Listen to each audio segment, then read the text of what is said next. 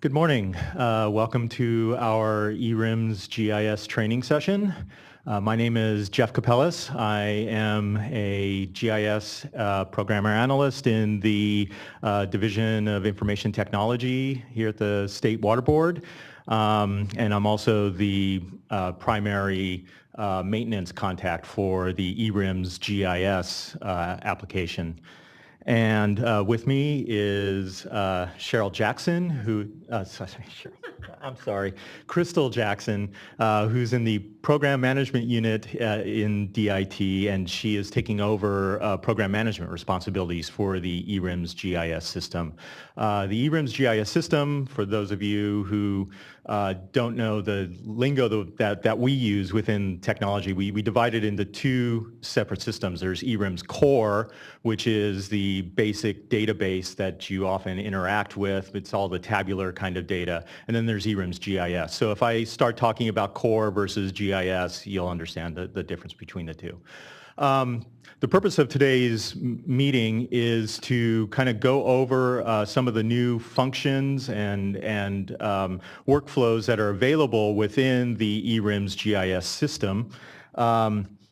I'll be kind of giving an overview of the application, highlighting a number of the new functions, some of the functions that have changed from the old system, if you were familiar with the old system, as well as some of the other elements that you may find useful within the eWRIMS GIS system.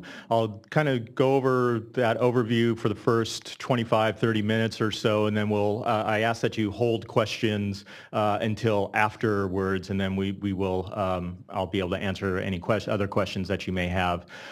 This webcast is also streaming live right now, and it is being recorded. We will have it posted somewhere after the end of the meeting, site to be determined with somewhere within our intranet. And also, for those of you who are actually watching the webcast, there is a email address for you to send your questions to, and that is sierrarm@calepa.ca.gov, and you should be seeing that address at the bottom of your screen. Okay, so without any further ado, I will begin. And the first question, the first thing I wanted to kind of talk about was, why did we do this? You know, some of you have used the eWRIMS GIS system. It probably may have worked for you fairly well. It has been around for a long time. The original eWRIMS GIS launched in 2007, and it was actually the first web-based GIS application that we developed here within the water boards. And it was kind of the foundation for everything else that we have done since then. We've learned a lot from it. We've learned a lot of things to do and things not to do. But the fact is that the original eWRIMS GIS system was actually getting to the point where it was no longer functional. Some of the functions did not work properly in modern browsers, modern being anything like post 2014, 2015. And also that the foundation technology that it relied upon was no longer being supported by the vendor. So it came time that we had to actually do an upgrade of the the eWRIMS GIS. In order to do that, we had a contract go out. It took quite a bit of time for that to go through, and then there were other timing issues, and we were up against a really tight deadline, but we finally did get it out. That I'm saying this as a means of introduction to indicate that, yes, we know that there are still some bugs within the system, and we're still kind of sussing those out. This is also the new technology is new technology to us too, so we're actually kind of feeling our way as well. We do appreciate that any feedback that you can provide to us and any bug reports and things like that. I will be going over in a little bit how you can report bugs or other enhancements or changes that you may want. But just realize that this is still, it's a version 1.0, I guess you could say, of the new version of eWRIMS GIS, and we are constantly looking to upgrade and improve it. So one thing also to kind of, just as a way of illustration, to indicate how long 2007 was back in web terms, I just looked up the top 3 sites in 2007 websites on the phone here. Number 3 was MySpace. So it kind of shows you how far that we've gone in web technology since then. One other thing to know is that, as I mentioned, this is a new technology to us, the new framework that this is built on. And when we as application developers talk about frameworks, what we're talking about is kind of like a system or a structure. And I like to think of it like a car, right? Okay, you can go out and you can buy a car and you can customize it. You can make it into a really cool hot rod, put cool fenders on and neat wheels and do all kinds of stuff to it. There's a lot of customizability to it. But there are certain functional, foundational things that cannot be changed. You cannot suddenly decide that, oh, I want to have my wheels be square rather than round. You know, I want to change this from a 4-wheel vehicle to a 2-wheel vehicle. That doesn't work within the sense. So if you think about the framework as being kind of like the actual structure, that there are certain things that we can't change, but there are other things that we can actually change and customize. And that's what our job is within the application development unit. Okay. So up on the screen, we have the eWRIMS GIS system. This is what you should see when you open up the site.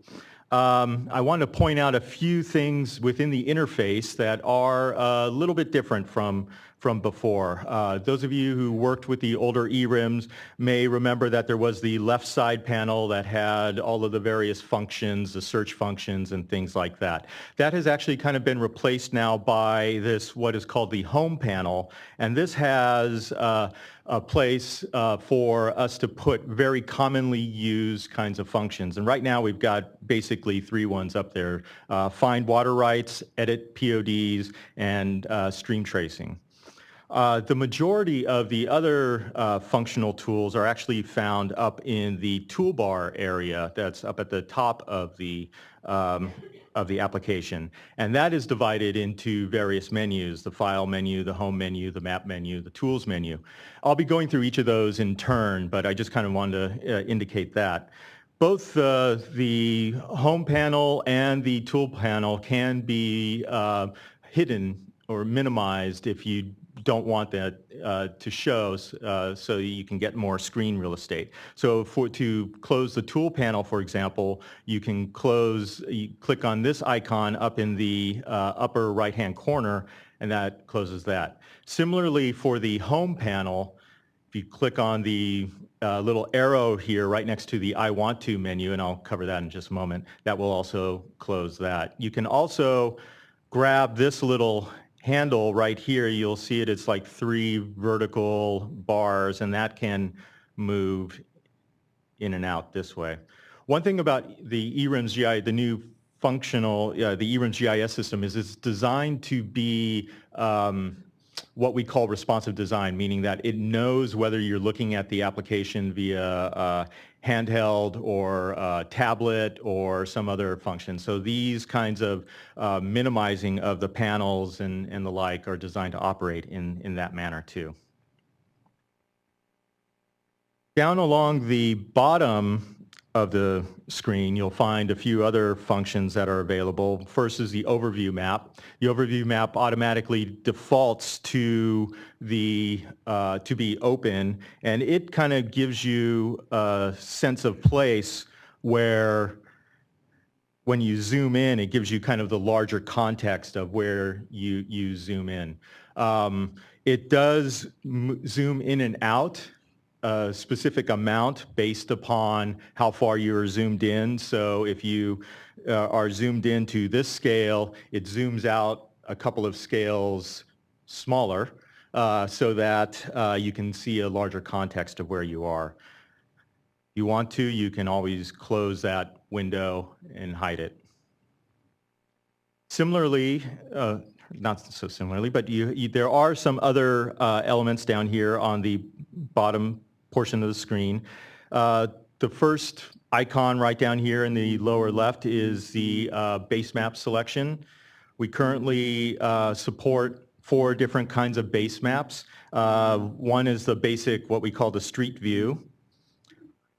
There is imagery, and imagery is a hybrid of both satellite or aerial imagery, depending on what scale that you are zoomed into. You'll either see the lower resolution satellite imagery or the higher resolution photo imagery.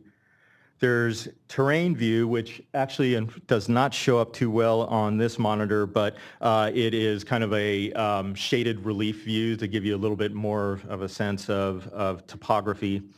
And then there are the actual USGS topo maps, and the USGS topo maps are also scale dependent, so that when you're zoomed farther out, you'll see the 1 to 250,000 or the 1 to 100,000 scale topo maps. When you zoom in further, you'll get to the 1 to 24,000 scale topo maps. There's also a, let me zoom back to Street View. The next widget over, the next element over from that is the coordinate widget. And this allows you to zoom to a particular set of coordinates based on a number of different coordinate systems. And currently we have, I think there's like 14 of them here. Decimal degrees, so latitude, longitude, both in decimal degrees, DD, decimal degree minutes, degree decimal minutes, sorry, which is take a minute and divide it by 60, the number of minutes, or the degree minutes seconds, which a lot of people you should be familiar with. We also use Thiel-Albers, which is the state coordinate system, and then the various state plane coordinate systems, both NAD 83, NAD 27, and then UTM Zone 1, Zone 10. Depending on what coordinate system you choose here, you'll notice when I click on this that this box down here, I don't know if you can see over the top of the bar here, but the box here actually has the actual coordinates, and as you move your mouse, those will change to whatever the coordinate that your mouse is hovering over. I'll go over the coordinates a little bit more in just a minute. And then the other widget down here is that for the scale, and you can zoom your map in and out to a certain level of predetermined scales. Now you'll notice that some of these scales are actually a little odd, like why is there no 1 to 24,000 scale, or why is there 1 to 36, 112, and 1 to 118, 56, blah, etc. The reason for that is that the base maps are what actually set the scale dependencies within the application. The base maps that we get are actually coming from a service from a third-party vendor, so that way we don't actually have to store the very large size data that the base maps are, and also because they can provide a better cloud reliability for accessing those maps. But the downside of that is that we cannot set a custom scale of like 1 to 24,000. We're set with the scales that they provide. So if you wanted something at roughly 1 to 24,000, you'd have to probably choose 1 to 18,000.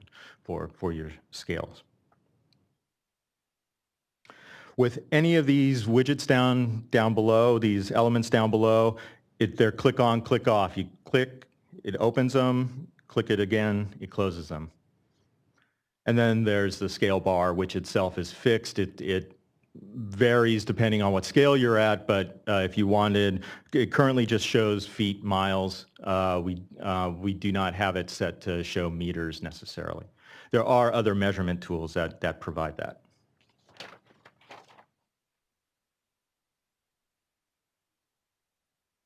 So that's some of the basic elements of the map display. Just some basic functionality for moving around. A lot of you probably know this already. If you're familiar with a lot of other websites, you'll see a lot of these. They're variants on the same thing. If you want to go to the initial view of the website, the statewide view, that is up on the toolbar under the home menu, and that is initial view. It's a little confusing because home here actually is referring to the home panel. So if I click on home, it will open the home panel if I have it closed.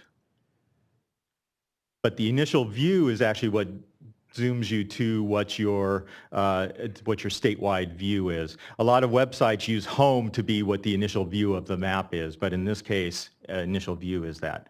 The previous extent is used for when you want to go to where you were just prior to zoom in. So to zoom in and out, you can either do the very slow kind of clicking in like this, or my preferred method is to hold down the Shift key, click on the left mouse button, or right if you're left-handed, I guess, whatever your active mouse button, and then just drag a box across, and it will then zoom into whatever that is. You can also use, if your mouse has a scroll wheel, you can use the scroll wheel to zoom in and out. Panning is simple. Hold down the mouse, drag it, etc. So those are similar to a lot of other mapping websites. If you've used Google Maps or anything like that, a lot of those work very much the same. One bit of new functionality that there is within eWRIMS GIS is actually the ability to save bookmarks. So if you work in a particular location a lot, let's say you have a set of PODs that you work on, or a particular watershed or a particular county, you can zoom to a particular view, and then under bookmarks, you can save that as a new bookmark. So what I did is I zoomed to my view. Let's say I want to save this right here. I click bookmarks. I click bookmark current extent. It will ask me for a name.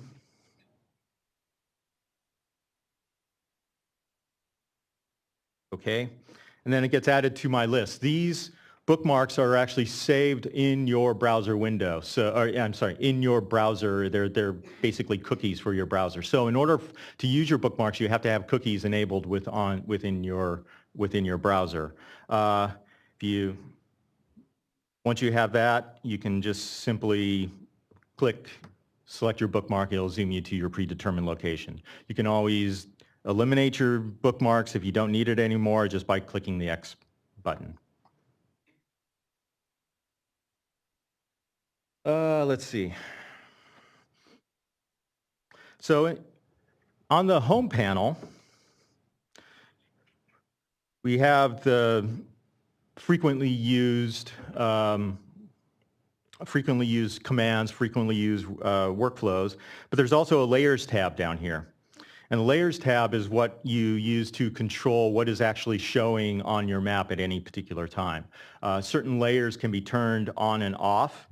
Some of them are all or nothing, and some of them only display at certain scale resolutions. So, for example, the hydrography only shows when you zoom in to a certain scale. If you're zoomed out, it does not show.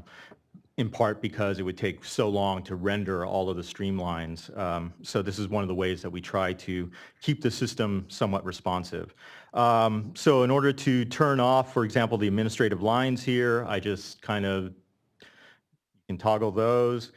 If a layer is actually active, you will see, and being displayed, excuse me, if it is not being displayed, it will be grayed out. If it is being displayed, it will be in regular text. Excuse me.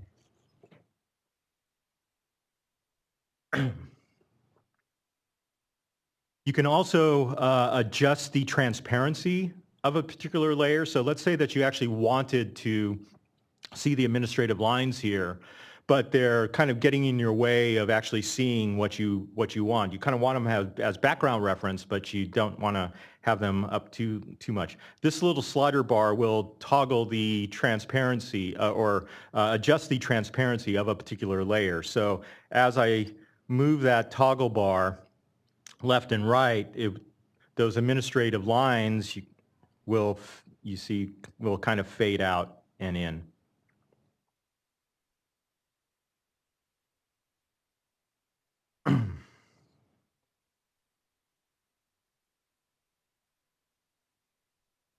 The other, so this layers panel actually has two functions within it. One is to allow you the ability to toggle on and off the viewable layers. But let's say, particularly with regards to water rights, let me pull these in. The water right PODs, get close enough to be able to.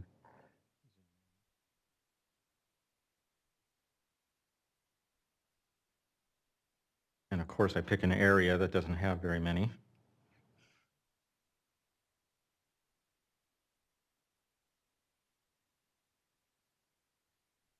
Okay.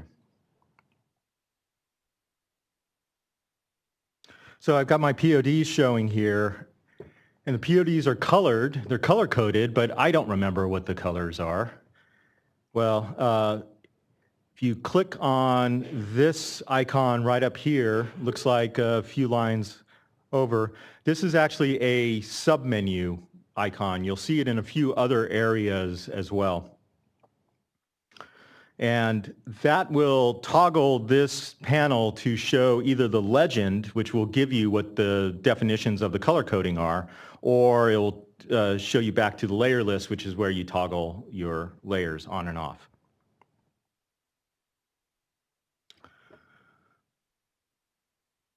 One other item I kind of forgot to mention earlier is we have this I want to menu. The I want to menu is also another menu of tools, frequently used tools. And they're ones that are designed as being very commonly used tools. So we have like edit PODs up here, find water rights, view the home panel, etc. Just as the home panel will close, but the I want to menu always stays on the map, so it is always available there. So if at some point you've closed the home panel and you've closed the toolbar and you've forgotten, oh my God, how do I get those things back open? You can always go to here and reopen your home panel. I'll also show a few other items on that a little bit later within the demonstration.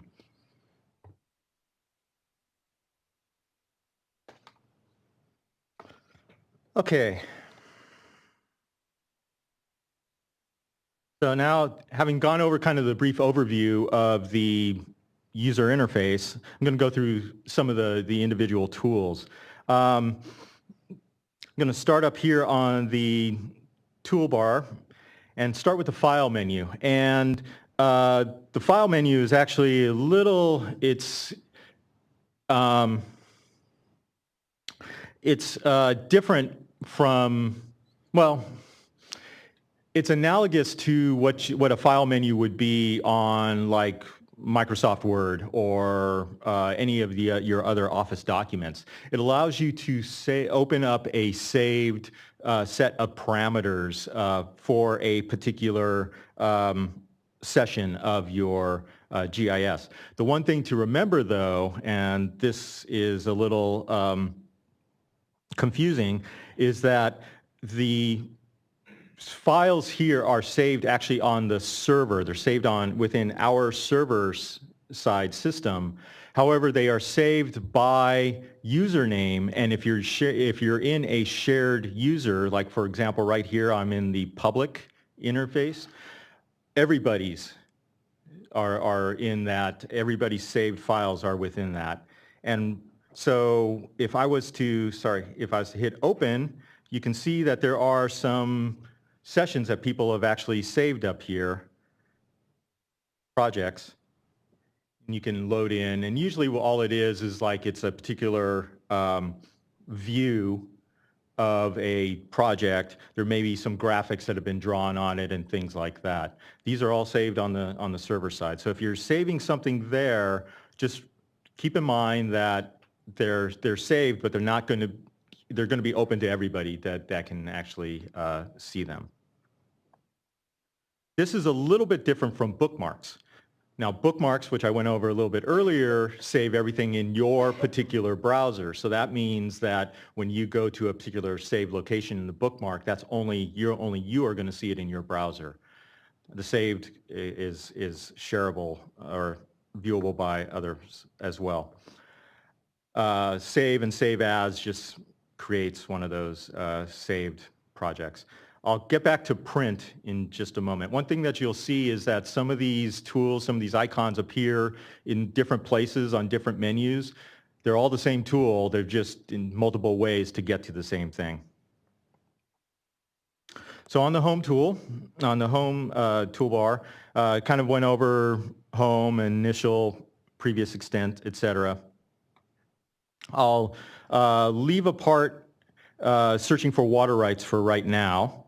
But I did want to hit on identify. So the identify tool here allows you to query whatever layers that there are within the map, not just the particular water rights, but anything else that is active within the view, active among these layers here to show. So if I was to hit identify and click on the map here, you'll see that on that point that I particularly clicked on, that one point I clicked in, I'm in State Plains Zone, California Zone 1. This gives me, if I click on that particular element in the list, it zooms to that particular feature.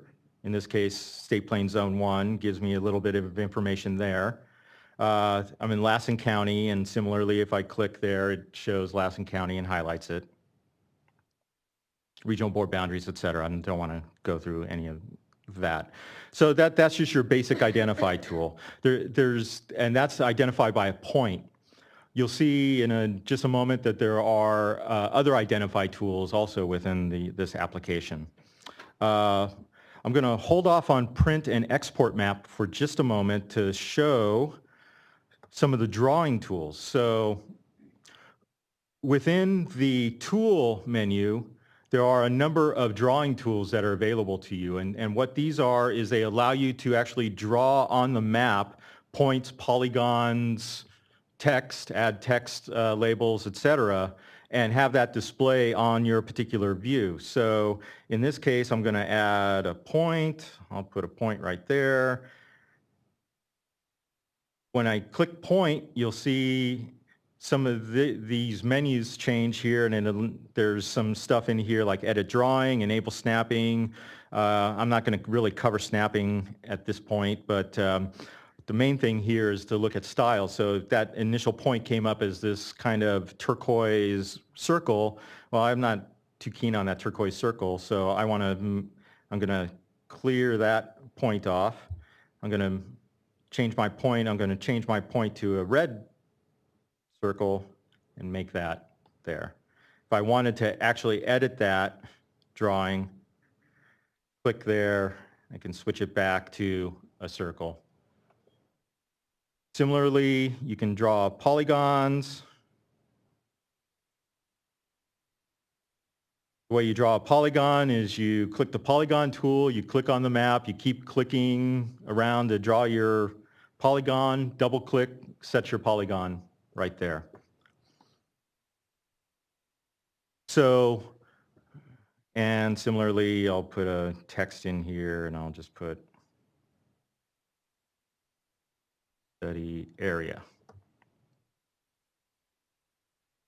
Okay, so there's my really ugly looking map there, and I want to export this into a presentation. So there are two ways that you can actually get an output of this map, and I'm going to go back to the home panel here, and you'll see we have both the print tool and export map. What's the difference between the two? If I hit export map will take what is shown within the map element portion of the page and just give me an image of that in either a JPEG, a PNG, PDF, etc. So if I wanted to put this in, say, a presentation, I'm going to select a JPEG here. I'm going to create my image. It says that it's ready. View image. It shows up in my browser, and right there I've got a really quick map that I can put into my presentation. If I wanted to save this then, because this is appearing in my browser, I would just right-click on the image, save image as, save it somewhere on my desktop or on my computer, and then import it into my document or my presentation. But let's say, so that's the export map. Print will provide similar. It will provide a map of an area. As soon as I hit print, you'll see it kind of shows, I don't know if this show, yeah, okay, you can see the shaded area. So this is going to be what will appear within my print. Where am I getting that? Okay.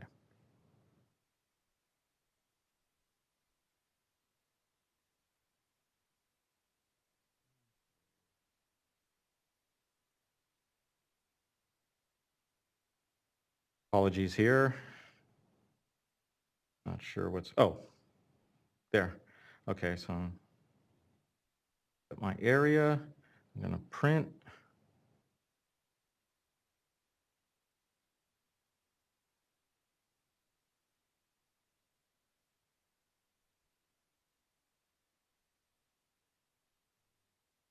I don't know why. Oh, that's why. I hit print.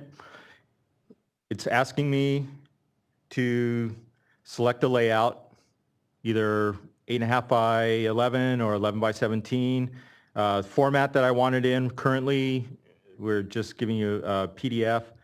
Set this current scale. I can make special notes on here. This is my test map. Title it whatever I want to.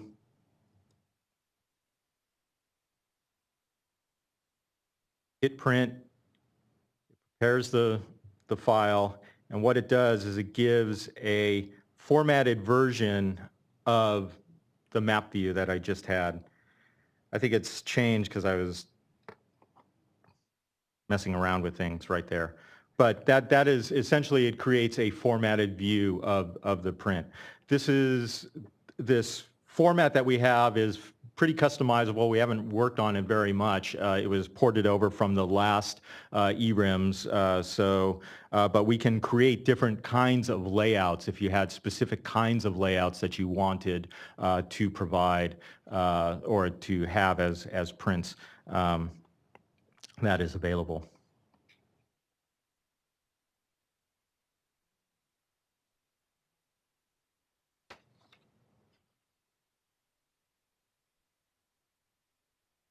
So back here on the tool menu, remember I showed you how the identify, look that up, how to do an identify based on a point. Click on a particular point with the identify tool under home, and it will give you the information for that particular point. There are other identify tools that are available. under the Tools menu, and you can identify either by a point, by a polygon, by a rectangle, etc. So I'm going to choose here a rectangle, and I'm going to drag, actually before I do that, I'm going to zoom in a little bit and get some more interesting stuff here. Still in my that tool.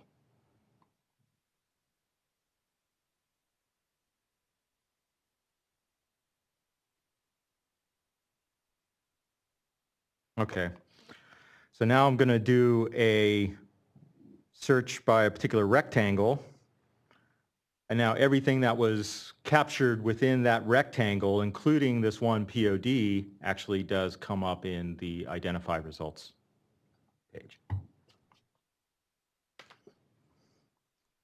I'll come right back to water searching by water right and searching by stream trace in just a moment. Couple of other tools. Distance tool is fairly straightforward. Click the distance tool. You choose what units of distance that you want, meters, etc. And these are dynamic. So if you draw it as, have it set as meters and want to see it in what other coordinate systems, once you've got the distance tool set, it will change to whatever other view that you want. Similarly with the area tool,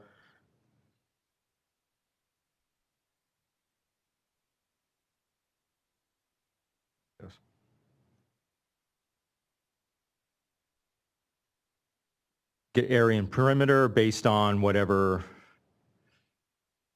you want, square yards, acres, etc.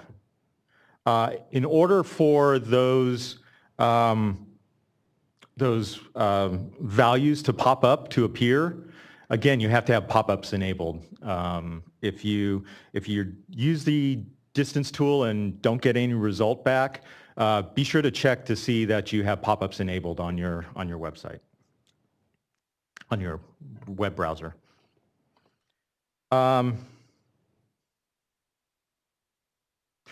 Similarly, plot coordinates. So this tool allows you to actually plot a point, not a POD, but just any point somewhere on the map in whatever coordinate system that you want. And so I'm going to choose, let's see, latitude 38.5. And unfortunately, you do have to specify the directionality in the second box here. This is one of those things that it's part of the framework and we can't customize this particular tool. At least we haven't found out how to do that yet. So 38.5 north. We are always north and west in California, so if that's any help. So 120.5 west. Add that. I can zoom to that particular point. Zoom to that.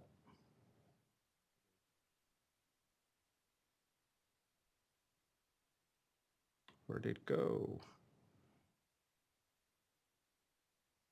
There it is. Okay.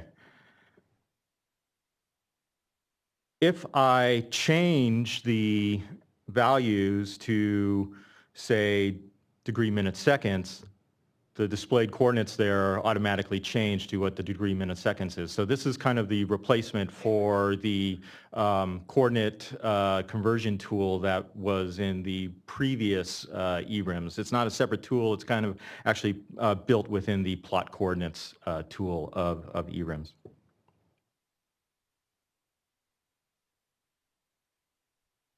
Okay.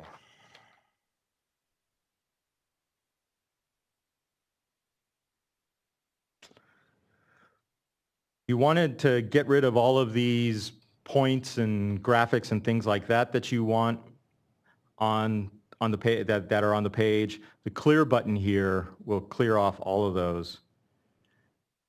So that point is now gone, etc. One other neat little bit of functionality. So I'm going to take the plot coordinates tool off. A lot of times you have a need to actually draw something on the map and then export it in a version that you can then bring up in your ArcMap. So for example, let's say you needed to outline a watershed or a set of, or an area, a study area or something like that. You wanted to get a polygon that you could then bring into your ArcGIS, ArcMap, and then use for analysis.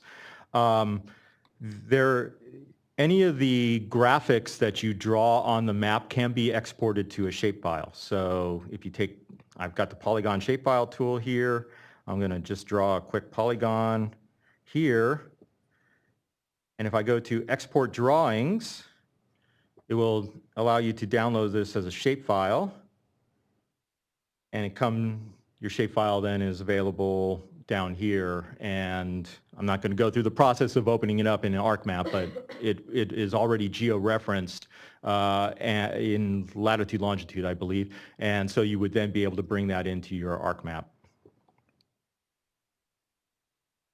So now let's go through some of the much more common kind of workflows that you're going to need. So obviously, find water rights is a big one. The water rights tool is the Find Water Rights is available in a number of areas. It's here on the home panel. It is also under the Tools menu, under Find Data. It is also under the Home menu, under Find Data. It is also under the I Want To menu to find data. So I hope we never get a question to the eWRIMS help saying, how do I find a water right? So once you click Find Water Rights, it takes you into kind of a step-by-step process by which you want to find it. And so you can search for a water right by a number of methods. ID is the application ID, county, watershed. Watersheds here are defined as being CalWater watersheds. So these are the watersheds that are defined in the old CalWater system.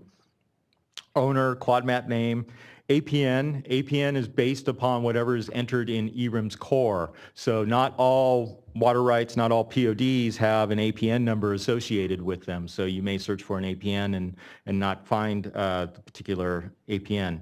HUC names and numbers, those are HUC 12s. Special areas, which are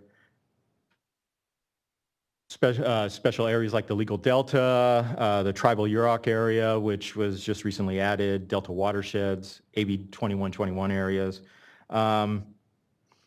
or public land township section range survey system. So I'm just going to do a quick ID search, simple search. My favorite one, A012345, because it's the one that I can always remember. You'll notice as I go through, you probably have seen this already, once you've put in the first 3 characters, you'll start getting a drop-down list of other points that match that.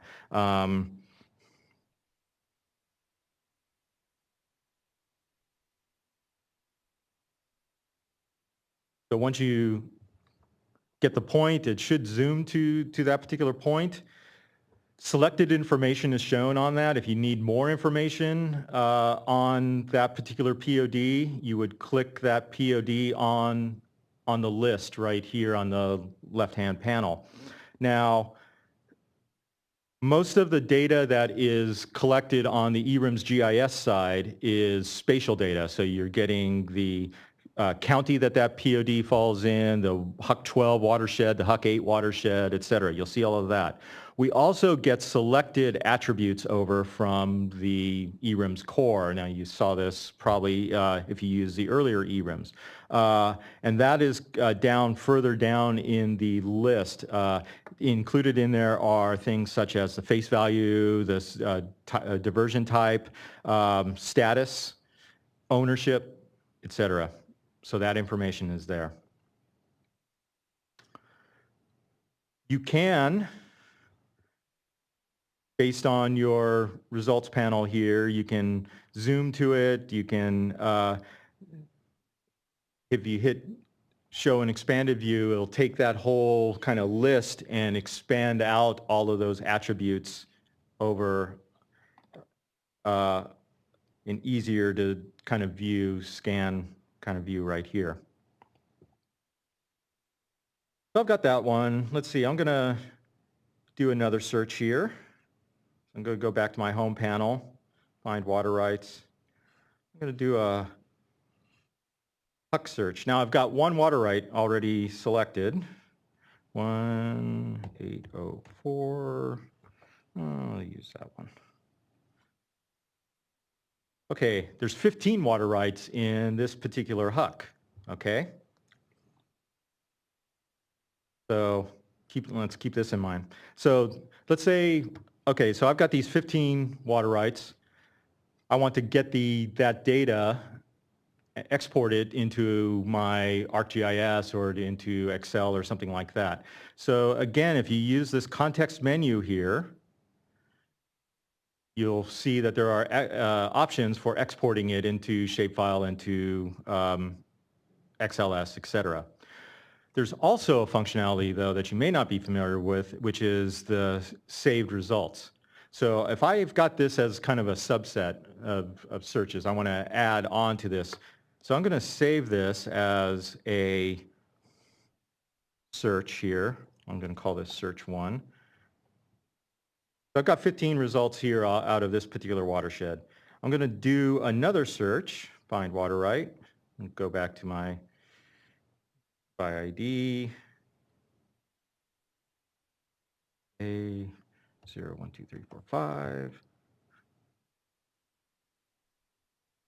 Go to the context menu, and I hit combine results. So I add to my results, and now I should have 16 within my results. Oh, sorry. Oh, shoot. I skipped let me do that search one more time. I skipped a step. Not by name, I want it by number. 1804, 102, search, there's that 15. Okay. Save those results just to make sure I'm going to do search 2. Okay. Go back to my home ID.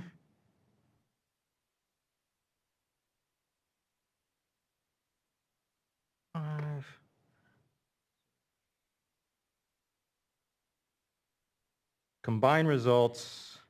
I want to add to my results. And now I have, okay, so I've got two ones that I could add that last search to. I need to select which save search I want.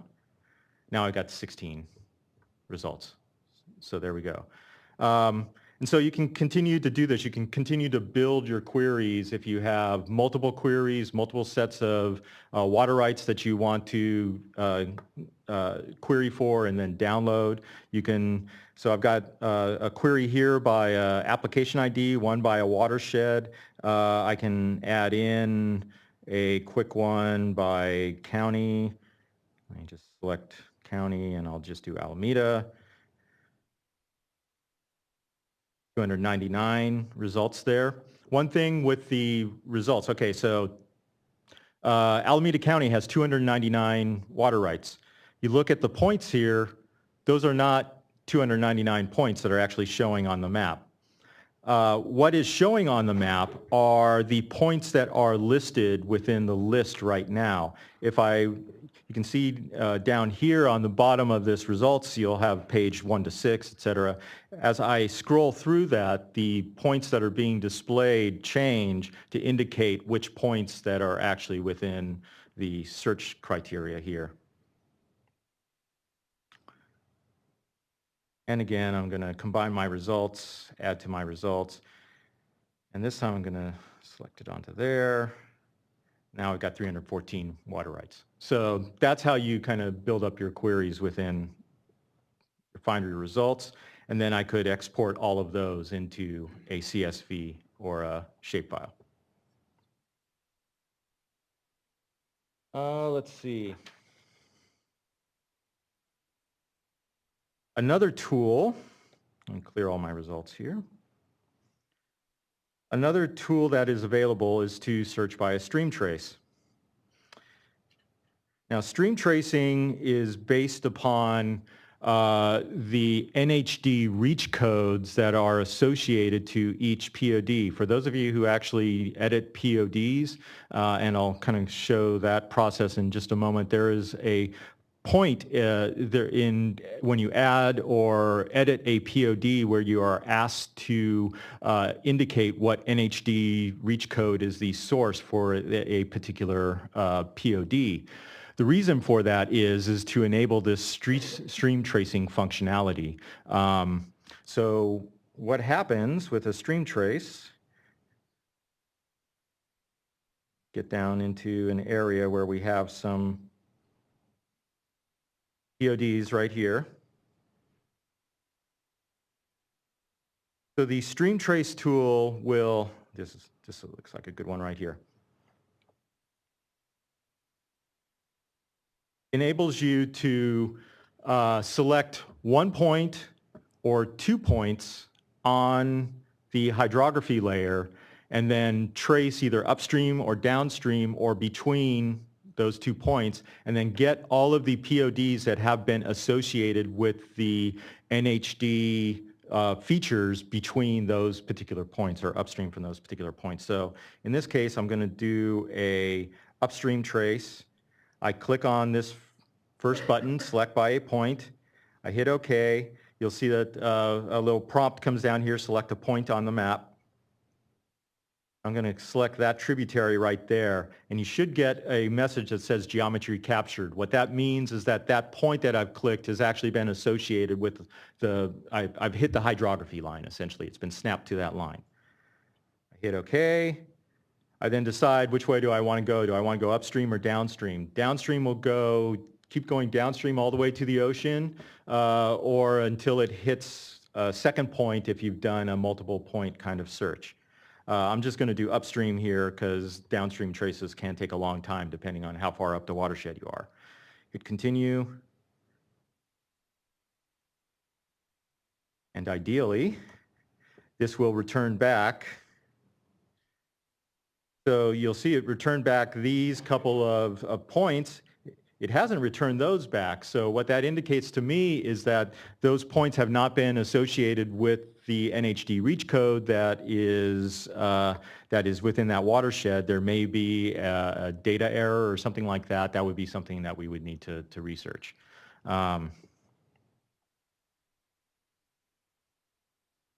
Similarly, you can, with these results, you can save them, you can export them, etc. I'm going to live wildly and actually try a multiple point search. So you click the 3-dot icon. I know it should be 2 dots, but we'll work on getting a new icon for that. And hit OK. The thing to remember when you're doing multiple points is that you have to select the upstream point first and then the downstream point. So I'm going to click here. I'm looking from this watershed. My guess is that the flow is going this way. So my upstream point is right here. I do a single click there. And then I do a double click for my downstream point. Got my geometry captured. I hit it. And so this is interesting. This is how we show a data error right here. This particular point here has been captured, and that's because for some reason or another, it's been associated with one of the NHD reach codes that's over in here. So that's an item that needs to be cleaned up in the data.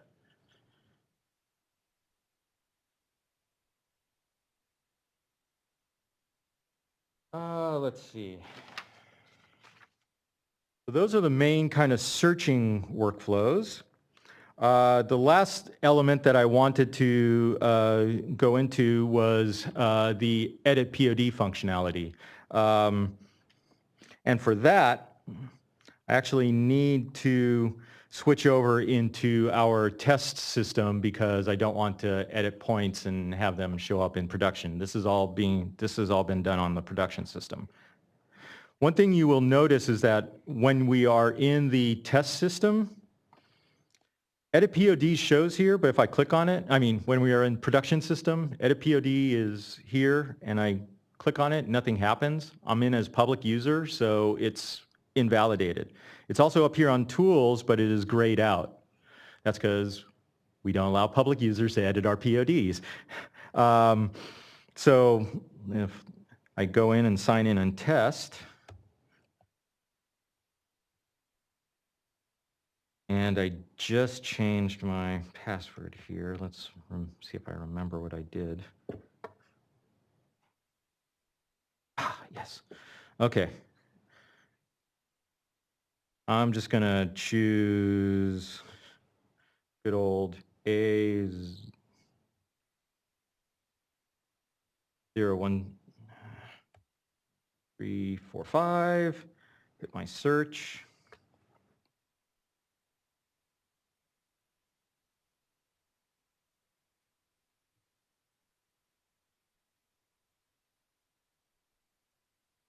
This is coming up because this is actually in our test and we have other things. In production, you would not see this, that first page.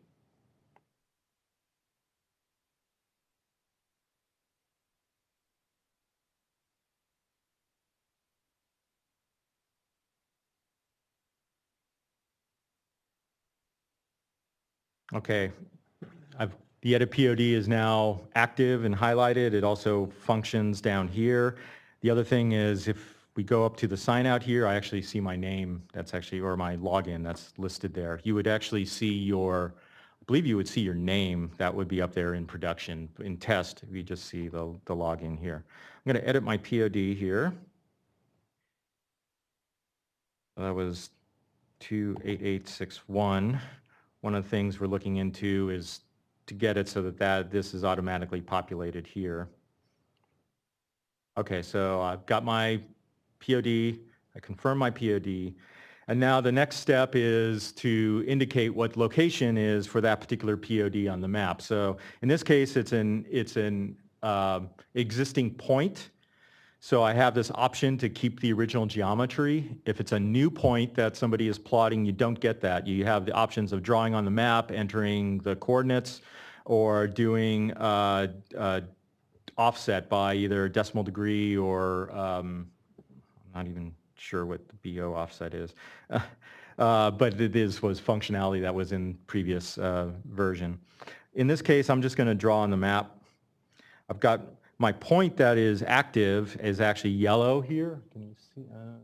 Really see it too well there on the map, but it indicates that it is the selected point. It's actually shared by a couple of other PODs. I'm going to move it over a little bit. I'm just going to click my point. Draw on the map. I hit continue, and then I'm prompted to select a location for the POD on the map, which I do. I click on it. Then what comes up are the attributes for that. Now, certain attributes can be edited within the Edit POD screen. You can add in a parcel number here if you have that information. You can add in the diversion site name and tributary description, whether it's a movable POD or not. There's other items that are up here that are just for your information only. They're not editable because they're calculated based on the point that you selected. That includes things like the public land survey, township range coordinates, the northern and easting coordinates in California system, latitude, longitude, et cetera, the county. All of those are all kind of pre-populated for you. Hit continue. And then here's our next step where it asks you for the NHD source by clicking on the hydrography layer. this is a little tricky part. One of the things is that you have to have the hydrography layer actually showing on the map at the time, and it displays as a blue line. And currently that is scale dependent, and it's not showing up at very close scale. So you have to zoom out a little bit in order till you see the blue lines show up. And in this case, I'm going to click, it looks like it's on here. If the point does not have a blue line next to it, the business rule is that you need to choose the next one downstream that does show. So that way when we do a stream trace, an upstream stream trace, and that point is off of the NHD line, it will still be captured. So in this case, I've got that reach code, I hit finish, and that record has now been saved. So that's kind of the brief walkthrough of the edit POD functionality.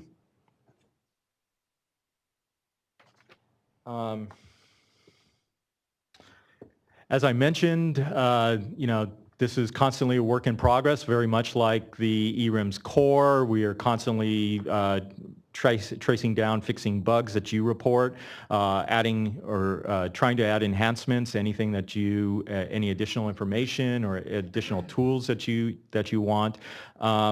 There is an actual bug reporting process.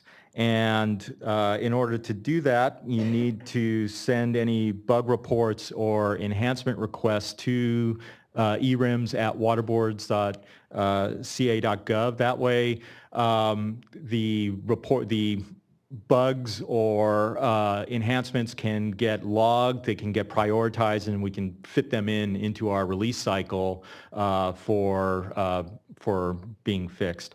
So that kind of does it for my somewhat brief overview. We have actually another hour or so scheduled available for any kinds of questions or answers that people may have. So in order to have the questions heard, Laura has graciously offered to provide the microphone assistance so that people who are listening on the webcast can actually hear the questions. So, any questions? On the pointing tool, what data can we be attained by clicking on a single point? Can we get like coordinates to California coordinate system or such? Yes, so let me get back to there. So you mean like the plot coordinates tool, or which particular tool? So with plot coordinates, for example, you can tap on, you can click on the map and it will give you what the coordinates are for that particular point that you've clicked. So I clicked plot coordinates, and then you just click on the map and it just gives me those points. And I can also change that. You'll see how the points are indicated 1, 2. So right now I've got these in degree minutes seconds. If I wanted to change point 1 into a different coordinate system, let's say TL Albers, I can just change it there. I guess it works for all the points that are displaying, so not individual ones. So where am I here? I'm in state plane zone 2. If I need zone 2 feet and NAD 83 for those particular points, I just change the coordinate system to display that, and those coordinates will display up there.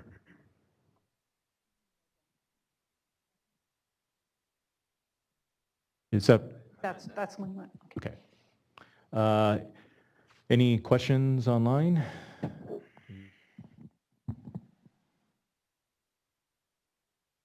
We're good? Okay. All right, so I had a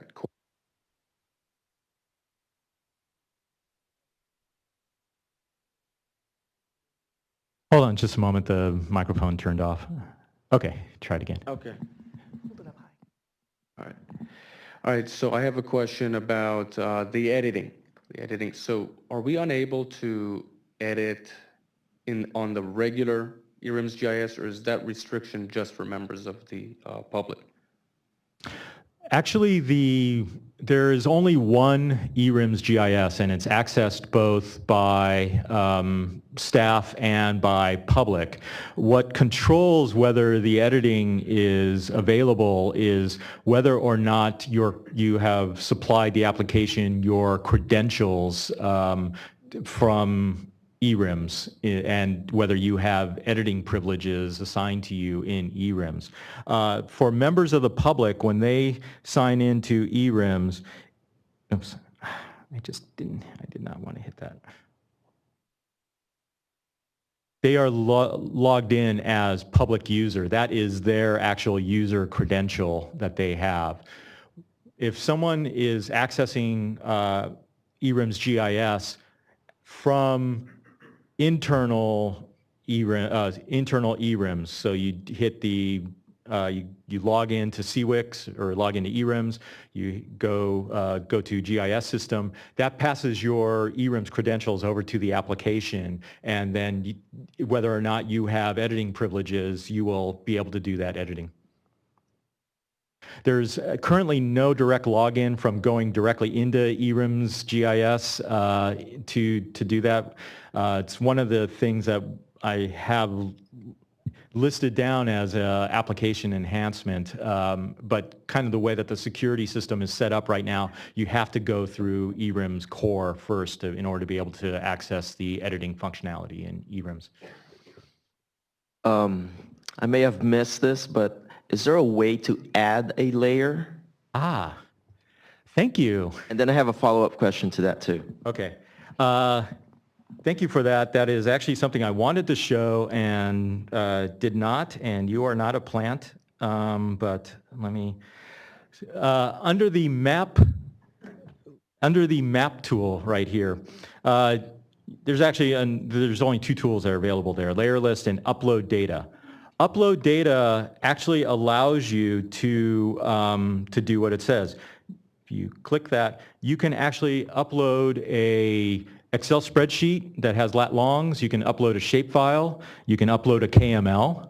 You can upload a CSV file of latitude, longitudes, and they will display on your map as a layer.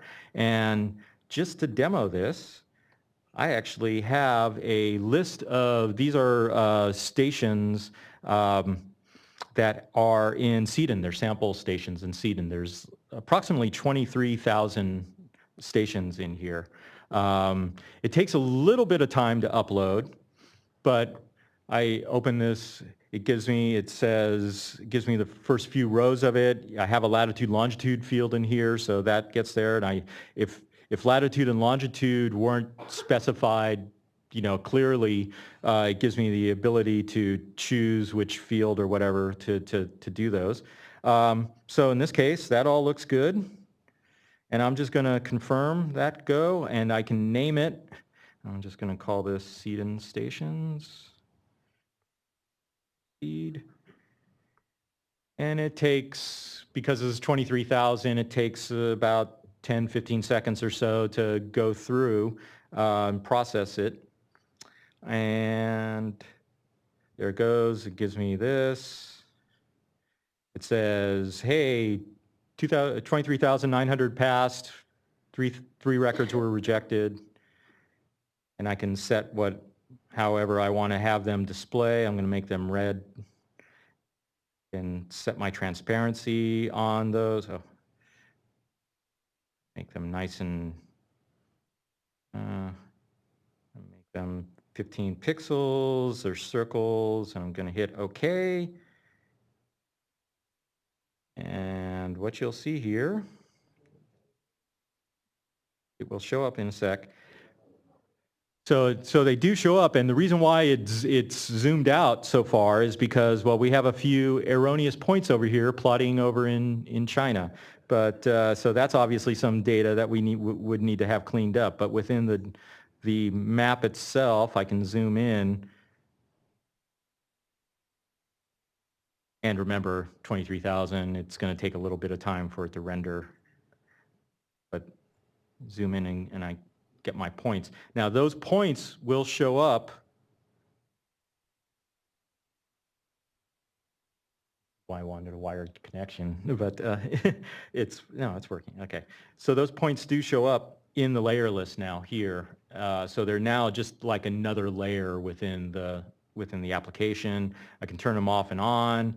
I can zoom to their extent. I can remove it, etc. So, and similarly, if I was to export a map now, or do a print map or whatever, those will be included as part of that map export or part of that print export. Jeff, when you showed the Excel spreadsheet, you had it in a negative value rather than north and west. So is this different than the other situation where you said it had to be done with a north and a west coordinate? Yes. So in the lingo of GIS or in geography, negative is west because everything's based off of Greenwich 00. So if you're plotting decimal degrees, anything that is a negative value will be west. And since if you're having them in columns in like a spreadsheet or something like that, then you would want to make sure that all of your longitudes are a negative. The ones that are plotting over in China are most likely issues where they have not put that negative in. I bet if I was to zoom in there, we'd find that they're like a positive 120 on the latitude. So, a couple of follow-up questions. So can we add layers from what is now water 33? If there are specific layers that you would want, okay, let me ask for clarification on this. Are they ones that you would want to be in there permanently, or are they ones that you would just want to be in there for your particular session or your particular view? I might want it just for me, but not for everyone. Okay. But so that's actually another question is, how do you make it like the seeding layer? How do you make that permanent for me? Okay. You just save it? So what I would do would be I would find the layer that you want out of our data library, Water 33 or soon to be Water 49. For those of you who, I won't go into that, but we're soon migrating our data library from Water 33 to Water 49.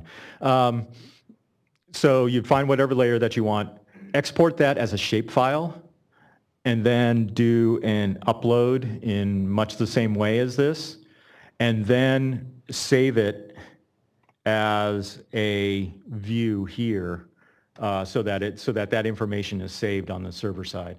And that should, I believe that should save that information as well for you, the next time that you open that particular project.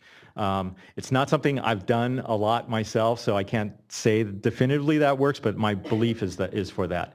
If it's something that you see that's in our data library that you think would be good for everyone to have as kind of a permanent layer on eWRIMS, I would suggest that you make an enhancement request via the eWRIMS at Waterboard's email, and we will log that in and then get that uploaded in there, added to the application. Okay, last question about uploading.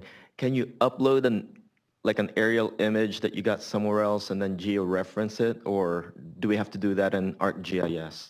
I think that needs to be done within ArcGIS. I don't think that is a capability currently that we have within this application. It may be something that we could add as an enhancement in the future, but we'd have to research that.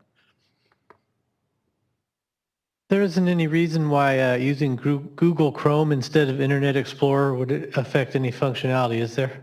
There should not be. One of the reasons why I use Google Chrome is that Chrome generally is faster in rendering JavaScript. All of this that we're doing is based on JavaScript, and Chrome has a faster JavaScript engine than IE. So for presentations like this, I like to do it in Chrome. The other reason why I also chose Chrome is that our internet at the water boards has a rule on it that forces IE Internet Explorer into a particular version compatibility that is not compatible actually with eWRIMS GIS. Now we've fixed that so that when people go to the eWRIMS GIS site, that should be fixed.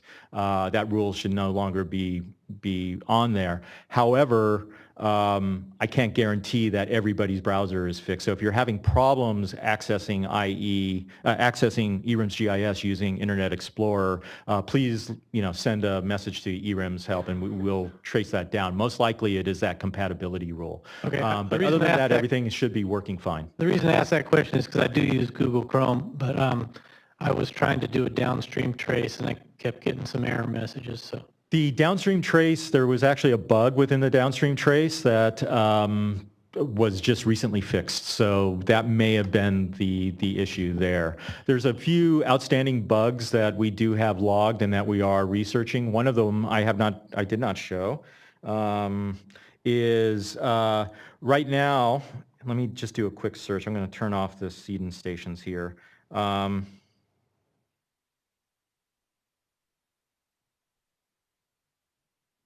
And go back to my good old A0, 1, 2, 3, 4, 5, or it doesn't matter which one I go to. Okay, so I've searched for my PODs here. Now I want to go back to eWRIMS core based on this search. The way you go back to eWRIMS core is, again, you go to that context menu, the send to core app. Now, when I hit send to core app, actually, in this case, it's going to send me to the public site, to the public eWRIMS core because I was going from public eWRIMS. But even if you're logged in right now under your own credentials, even if we're on the internal, on send to core, it's actually still sending you to the public eWRIMS display report. It's not sending you to internal eWRIMS. That is a known bug. It's one that we're researching and have scheduled to be fixed, hopefully in the next release. So there are some outstanding bugs we know, and we're tracking them down. I should say I'm tracking them down to try to fix them.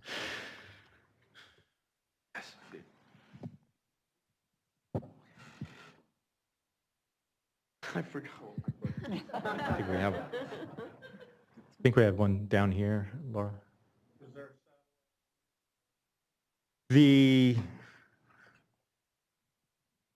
Currently, the imagery gives you what available imagery is at a particular scale. So depending on how far zoomed in you get, you'll get either an aerial image, which is based upon the federal NAPE imagery, that's usually 1 meter resolution. Or if you scale out, then you're starting to get either Landsat or global view, I think it is, satellite imagery. All of those are visual, currently they're visual spectrum imagery. If you needed something that was multispectral, near infrared or the like, again, make an enhancement request and we can see about how we could provide that. Okay, your stream trace allows you to see what other water rights are on the same stream. Is there a method or a means with this system that we could take a single point of diversion and see how it relates to inland streams, fully appropriated, or wild and scenic areas? So outside of, so we do have under water rights the fully appropriated streams network that was mapped back in 2007. That is available. And so are you asking as to, so that is actually more of a visual cue. So you would see a POD and you'd see if it's actually on a fully appropriated stream. Are you looking for something other than that, or?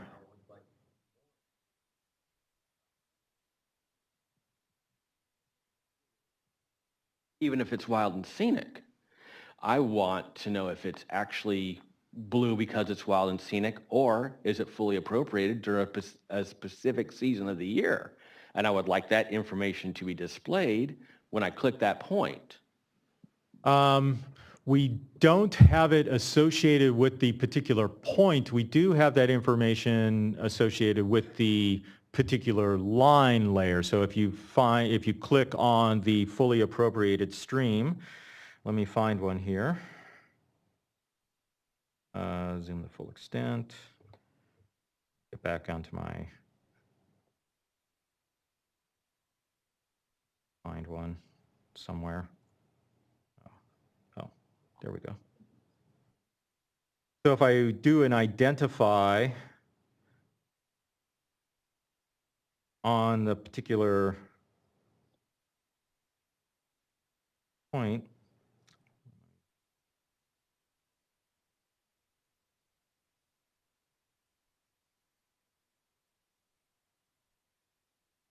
so I clicked on that particular fully appropriated stream. Let me show you, let me zoom in a little bit more and show you again.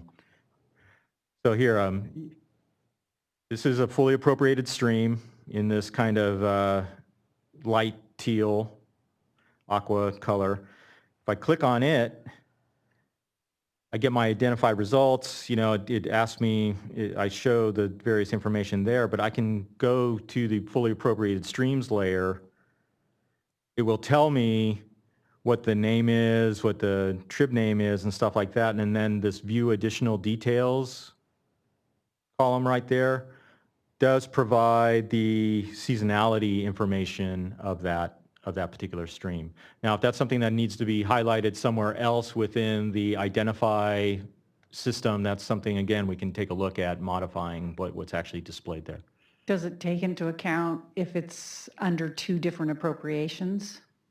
The fully appropriated streams layer was developed by Vestra Resources, the people who developed the original eWRIMS GIS way back in 2007, and we haven't done any additional maintenance on it at that time, and essentially the information that's available is the information that's available, that was available then and that was mapped out then. If this is something that needs to be enhanced, you know, it's something we can take a look into, but we're just basically relying upon that data coming from you guys saying whether or not it's correct and what you need on it.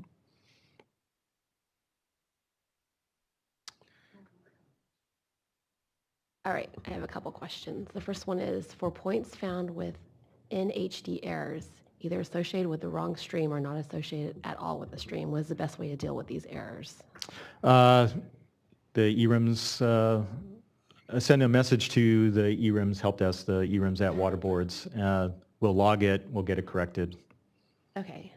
Our second question is, how can I manually select multiple PODs which can be put into a CSV?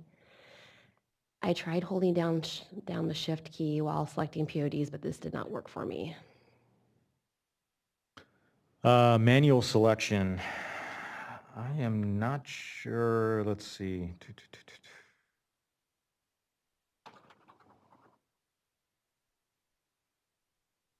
I do not believe that we have manual selection capability at this time, but let me research that and get back.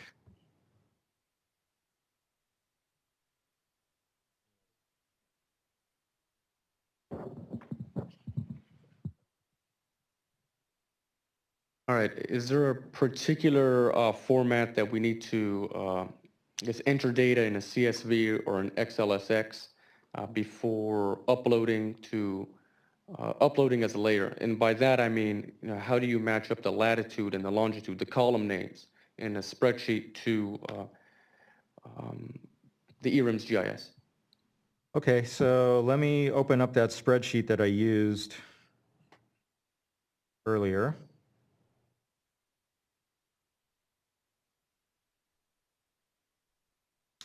And usually the format for any kind of uploads like this are pretty much the same, no matter what system that you're using.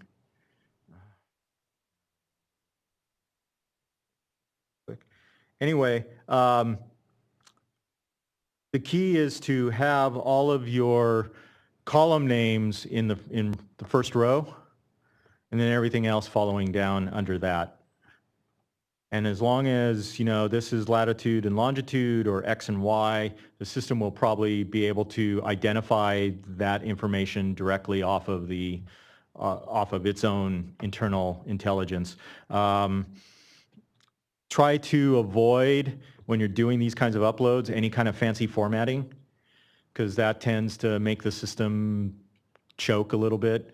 Also be aware that sometimes formulas don't translate very well into the upload. So if you have a complex formula in a column, you'll probably need to change that to be the values.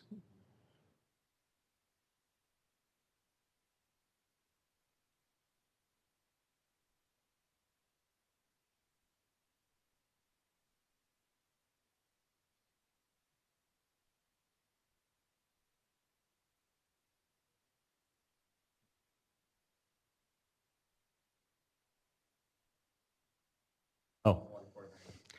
Okay. The question was if I could give an update on the transfer of water 33 to water 49. Actually, there was a database error overnight on water 49, which, needless to say, threw me into something of a panic prior to this presentation. That has been fixed. So that itself is irregardless, or it's irrelevant to the transfer.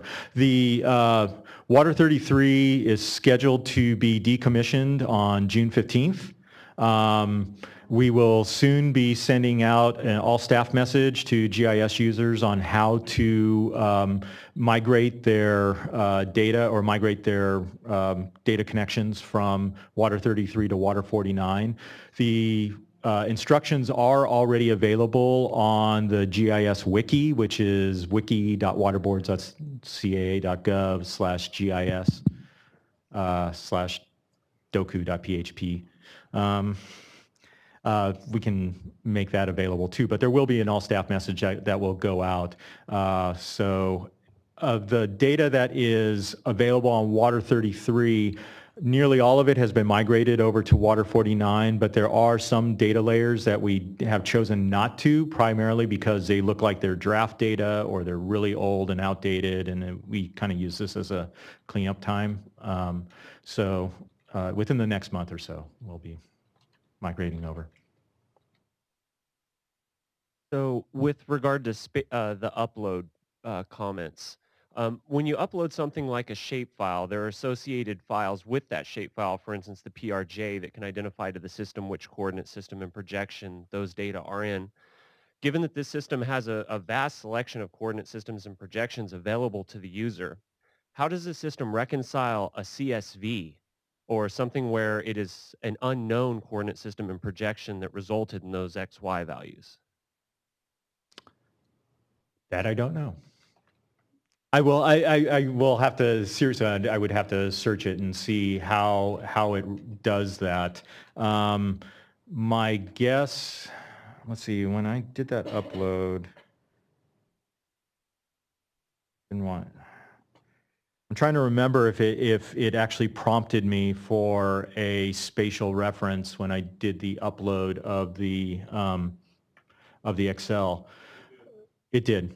Okay, so then as one of the, that's how you would do it. It's one of the options when you on an upload within the dialog box. It'll ask you what the coordinate system is for that particular data. Okay, great. So the user can identify that they know these XYs are in this particular coordinate system and projection. Presumably, yeah. Since it's an option, presumably they would not identify that either. So there's an assumption being made that it's probably something like WGS 84 or something. Right. Like that. Okay. A second follow-up question is related to the user accounts on the public side. So from what I understand, there will be one account for all public users, and information saved by any particular user will be cumulative inside of that account. Are there enhancements considered moving forward for individual public accounts? Not at this time. Okay.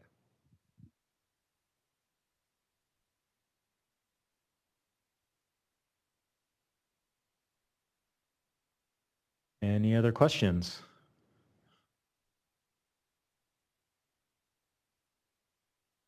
Anything else online? Okay, well, thank you all for your attention. As I mentioned, this will be posted, this webcast will be posted somewhere on our intranet at some point in the future. And if you have any other questions, follow-up questions or the like, please send them to the eWRIMS help desk web page. I'll put that back up there again. Thank you, Jeff and Crystal. Thank you.